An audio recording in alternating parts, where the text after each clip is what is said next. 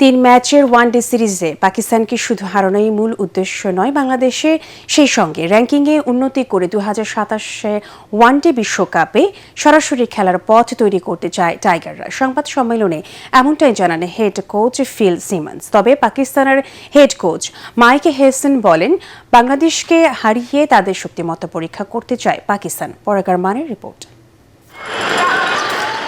দীর্ঘ 11 বছর পর বাংলাদেশে ওয়ানডে সিরিজ খেলতে এসেছে পাকিস্তান। সেবার মিরপুরে তাদেরকে হোয়াইট ওয়াশ করেছিল টাইগাররা।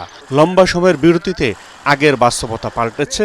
তবে হেড কোচ ফিল সিমন্সের লক্ষ্যটা একই থাকলেও মিরপুর শেরেবাংলা স্টেডিয়ামে সংবাদ সম্মেলনে জানান, কাজটা সহজ হবে না। সেই সঙ্গে 2027 সালে বিশ্বকাপে কোয়ালিফাই করার চাপ তো আছেই। এটা আমাদের জন্য দারুণ সুযোগ। তবে আমি নিশ্চিত পাকিস্তান 3-0 ব্যবধানে হারতে আসেনি, তারা আরও শক্তিশালী হয়ে এসেছে।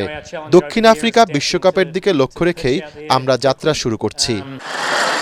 প্রায় 1 বছর পর আন্তর্জাতিক ওয়ানডে ক্রিকেট খেলতে মাঠে নামছে বাংলাদেশ দল। সিরিজ শুরুর আগে মিরপুরের উইকেট নিয়ে আশাবাদী বাংলাদেশের হেড কোচ ফিল সিমন্স। এবারের উইকেটগুলো সেই সিরিজের তুলনায় অনেক ভালো মনে হচ্ছে, তাই আমাদের মূল লক্ষ্য হলো উন্নতি করা এবং পরের ধাপে যাওয়া।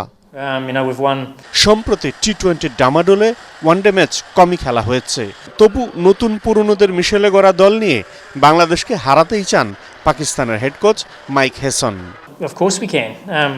অবশ্যই আমরা বাংলাদেশকে হারাতে পারবো, তবে বাংলাদেশকে আমরা সম্মান করি, বিশেষ করে হোম কন্ডিশনে। টি-20-র চেয়ে কন্ডিশন অনেক ভিন্ন হবে। ব্যাটিং বোলিং দুদিকেই ব্যালেন্স থাকবে।